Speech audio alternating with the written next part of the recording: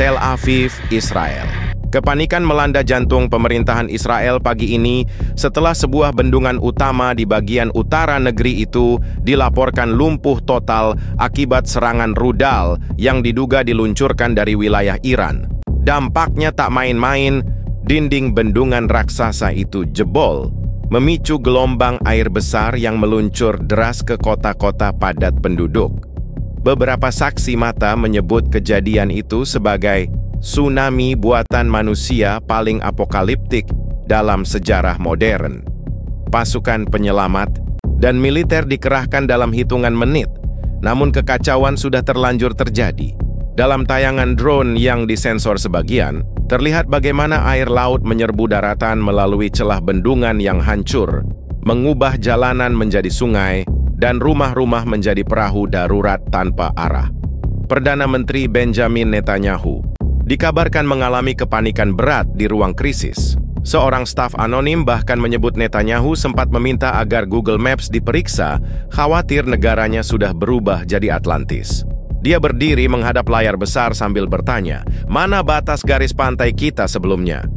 Lalu saat diberitahu kalau garis pantai sudah pindah ke belakang rumahnya, dia langsung minta pelampung, ujar sumber tersebut, rakyat Israel.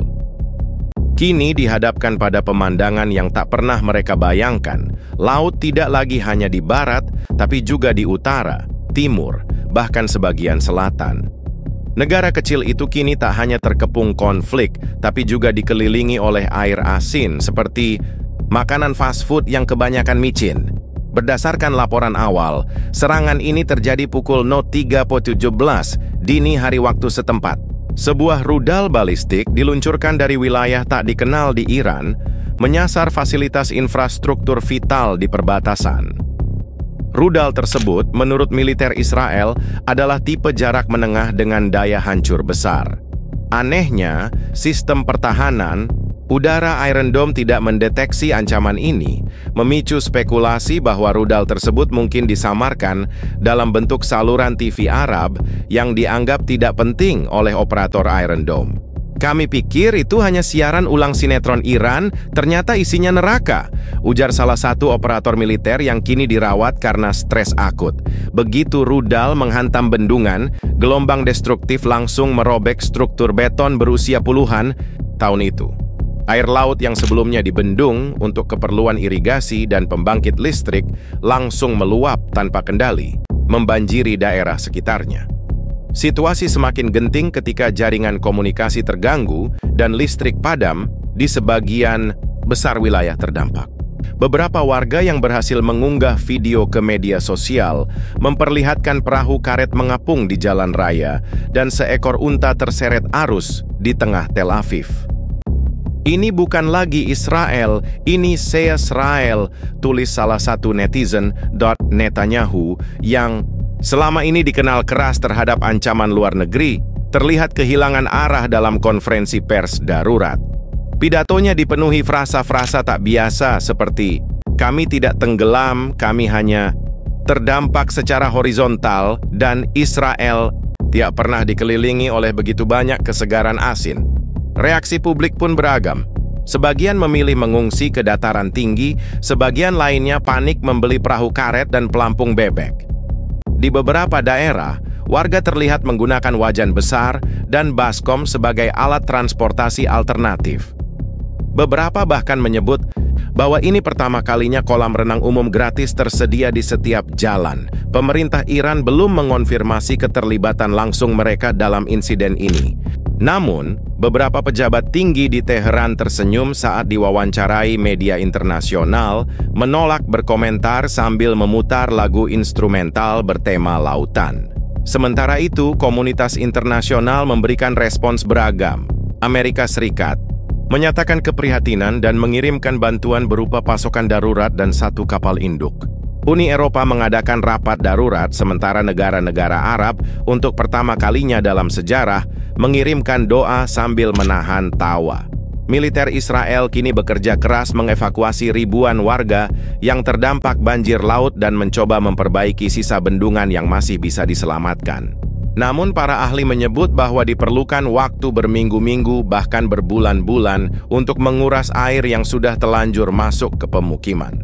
Seorang ilmuwan dari Universitas Haifa menyebut bencana ini sebagai simulasi yang sangat nyata tentang bagaimana rasanya menjadi kota di bawah laut. Ia menambahkan, jika ini terus berlanjut, kami harus belajar cara berbicara dengan ikan. Pasca tragedi bendungan jebol yang memicu tsunami air laut ke dalam wilayah Israel, krisis tersebut kini telah menjelma menjadi badai politik yang menyebar hingga ke ruang-ruang diplomasi internasional. Netanyahu, yang sebelumnya tampil sebagai figur kuat di mata pendukungnya, kini dihantam badai kritik dari dalam negeri sendiri, bahkan dari para sekutu terdekatnya. Kalau kemarin dia dibilang kapten kapal, sekarang warga menyebut dia justru yang ngebolongin lambungnya. Gedung parlemen, Israel dipenuhi suara teriakan oposisi yang menuduh pemerintah gagal mengantisipasi serangan infrastruktur strategis. Beberapa anggota parlemen bahkan menuntut penyelidikan internal terhadap sistem pertahanan yang konon tercanggih di dunia, namun gagal mendeteksi rudal yang bahkan lebih pelan dari gosip tetangga. Netanyahu terlihat berusaha mempertahankan wibawanya dalam rapat kabinet darurat, tetapi suara gemuruh air di luar gedung membuat pidatonya terganggu setiap 5 menit. Di tengah upaya menjelaskan strategi balasan ke Iran, alarm banjir kembali menyala, membuat semua menteri berlari sambil memegangi map seperti pelampung.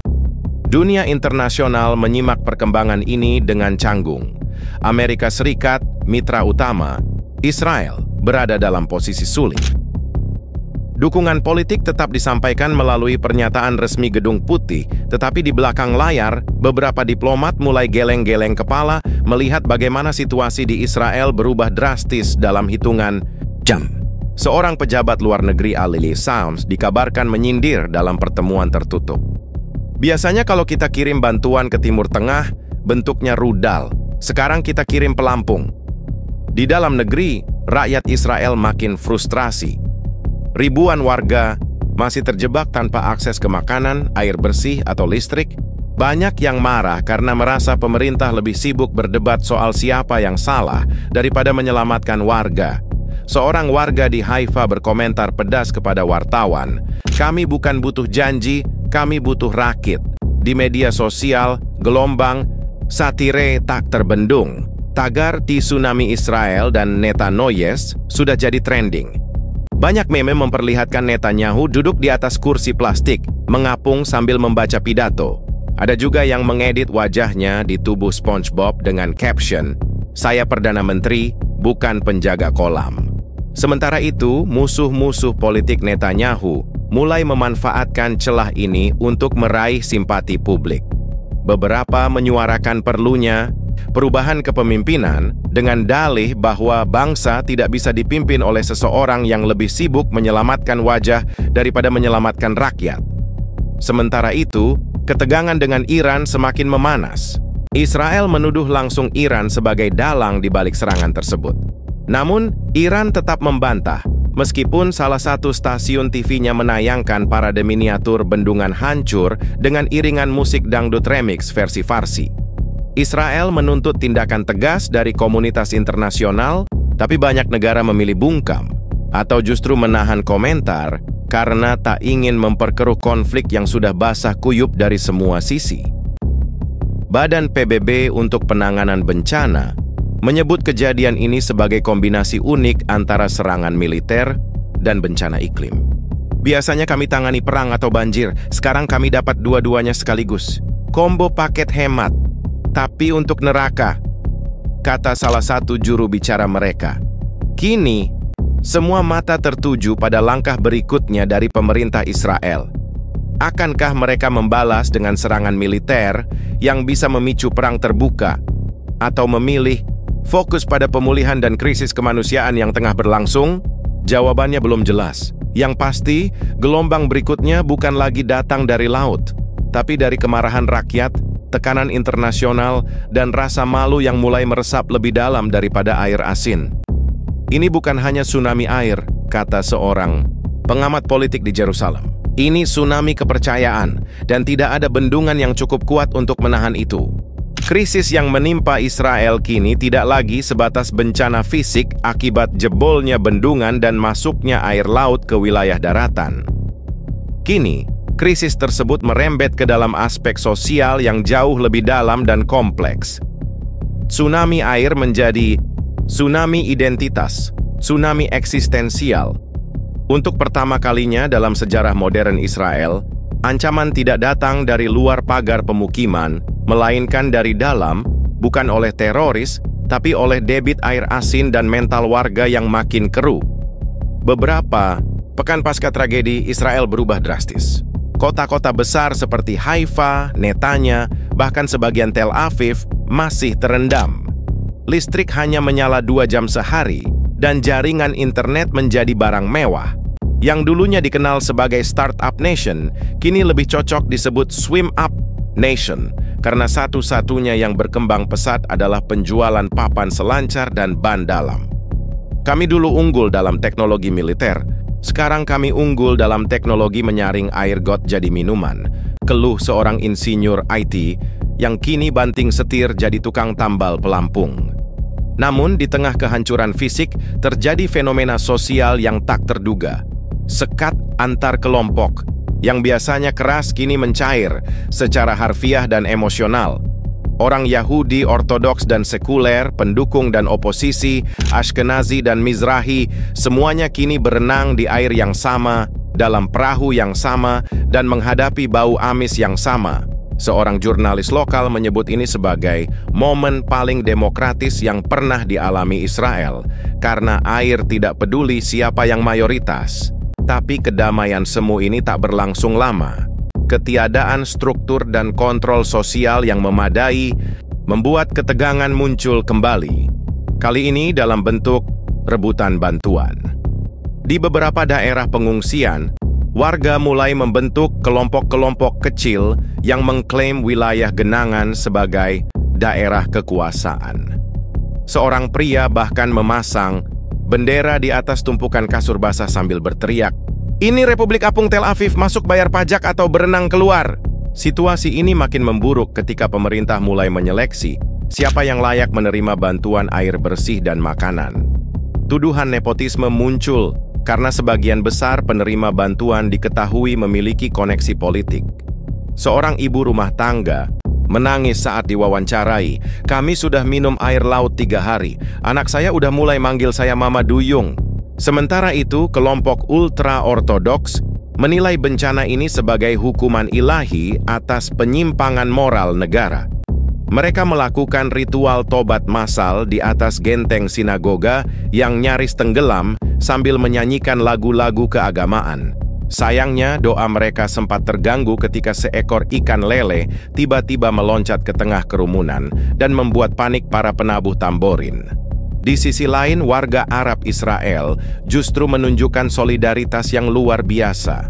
Banyak di antara mereka yang menjadi relawan, mendistribusikan bantuan, dan membuka rumah mereka yang berada di dataran tinggi untuk menampung para korban. Ironisnya, ini membuat banyak warga Yahudi mulai mempertanyakan ulang stereotip yang selama ini mereka yakini. Ternyata yang kasih gue selimut itu bukan tentara, tapi Ali dari Nazaret. Dan dia juga bawa teh panas, ujar seorang kakek pengungsi dengan mata berkaca-kaca. Fenomena ini membuat para pengamat politik dan sosiolog bingung. Di satu sisi, ada harapan bahwa bencana ini bisa mencairkan kebekuan sosial dan membuka jalan rekonsiliasi antar kelompok. Tapi di sisi lain, tekanan ekonomi, frustrasi, dan trauma justru berisiko menambah fragmentasi baru di masyarakat. Karena ternyata, meskipun air bisa menyatukan semua orang dalam genangan, tidak semua orang mau berenang ke arah yang sama. Media internasional mulai meliput sisi kemanusiaan krisis ini. CNN menurunkan laporan khusus berjudul Israel Underwater, A Nation Drowning in Division. BBC menyorot kisah para relawan yang harus mendayung perahu menembus wilayah banjir sambil membawa susu formula. Sementara itu, media dari negara-negara musuh justru menyiarkan video dramatis warga Israel memancing ikan dari jendela lantai 2, disunting dengan background Titanic versi Arab. PBB menyatakan keprihatinan atas kondisi sosial Israel yang makin rapuh. Mereka menawarkan misi pemantauan dan bantuan trauma healing. Tapi sampai saat ini, pemerintah Israel masih fokus pada stabilisasi wilayah dan pembangunan kembali infrastruktur. Netanyahu, yang sekarang hanya muncul lewat video rekaman berdurasi singkat, menyerukan semangat bersatu dan bangkit dari air. Namun seruan itu terdengar hampa karena sebagian besar rakyat merasa bahwa pemimpin mereka lebih tenggelam dalam kebijakan buruk daripada tenggelam dalam banjir. Beberapa warga bahkan membentuk gerakan akar rumput bernama Magen Selam Tameng, kedamaian, sebuah aliansi lintas agama dan etnis yang bertujuan mendorong solidaritas pasca bencana. Kalau kami harus hidup berdampingan dalam kolam besar ini, setidaknya jangan saling menenggelamkan, ujar salah satu pendiri gerakan. Di tengah harapan dan keputusasaan itu, Israel kini berdiri, atau lebih tepatnya mengapung, di persimpangan sejarah. Apakah bencana ini akan mengarah pada kebangkitan nilai kemanusiaan dan solidaritas nasional? Ataukah justru menenggelamkan bangsa ini dalam konflik internal yang lebih dalam dari Laut Mediterania? Satu hal yang pasti, di Israel hari ini bukan peluru atau bom yang paling ditakuti, tapi suara gemericik air dan bayangan tsunami berikutnya.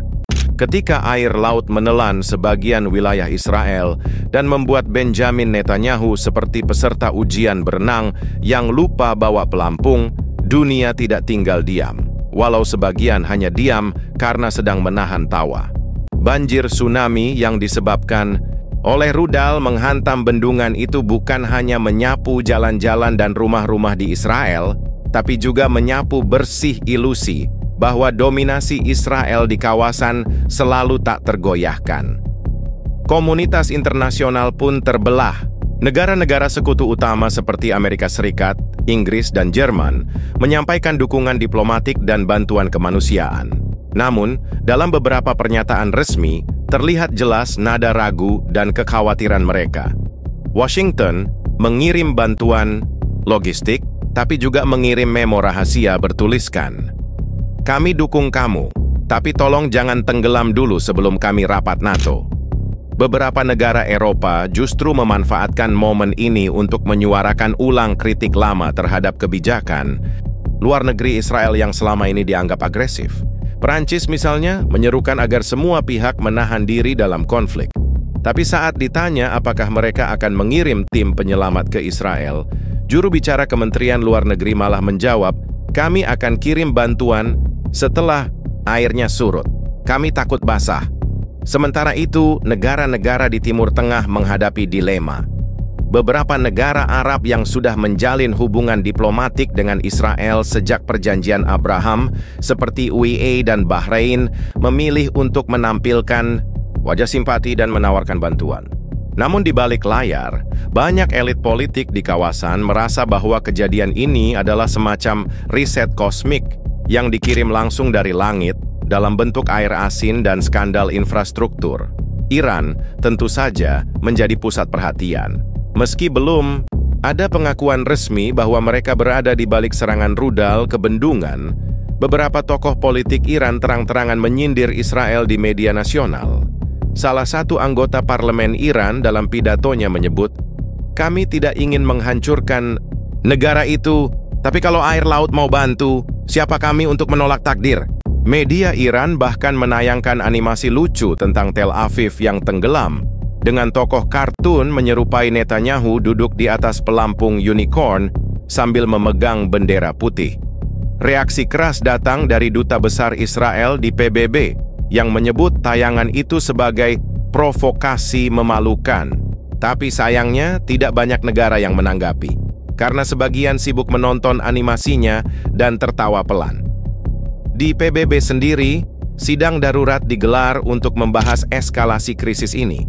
Namun pertemuan itu tidak menghasilkan resolusi tegas.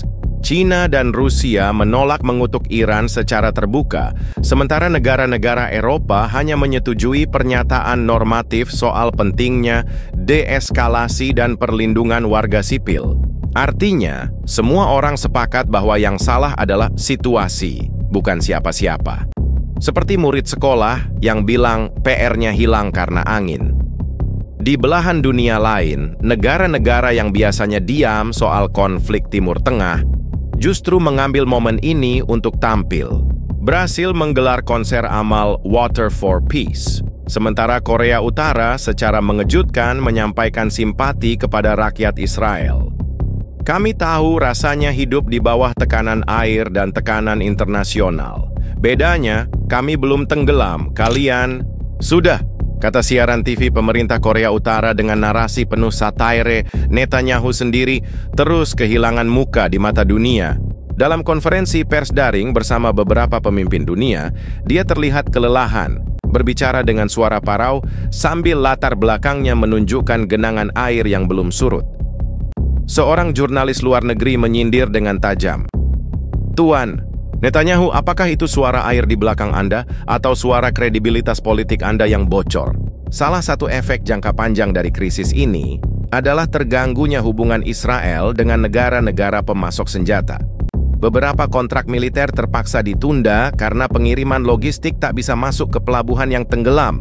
Sementara itu, para kontraktor pertahanan di Asia disebut mulai mempertimbangkan apakah harus mengubah spesifikasi senjata mereka menjadi tahan air. Yang paling menarik adalah sikap negara-negara yang selama ini menjadi penentang keras Israel. Beberapa di antaranya justru memilih diam, bukan karena tidak peduli, tetapi karena menyaksikan Israel tenggelam perlahan lebih menyenangkan daripada terlibat secara langsung. Seorang analis Timur Tengah menyebut situasi ini sebagai pukulan lunak yang paling keras dalam sejarah konflik modern. Akhirnya, tragedi ini memaksa dunia untuk melihat ulang posisi Israel di panggung geopolitik. Dari negara dengan reputasi tak tergoyahkan, kini tampil sebagai negara yang kelimpungan menyelamatkan diri dari kombinasi air laut dan air mata. Sekutu mulai mempertimbangkan ulang investasi politik mereka, sementara lawan politiknya mulai mencium aroma peluang. Israel yang dulu dikenal karena kekuatan militernya, kini dikenal karena foto-foto drone yang menunjukkan tank Merkava terendam separuh badan di tengah lapangan.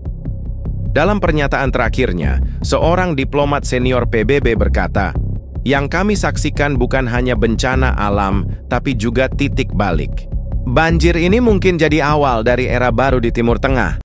Bukan karena kekuatan berubah tangan, tapi karena tangan yang kuat lupa menutup keran."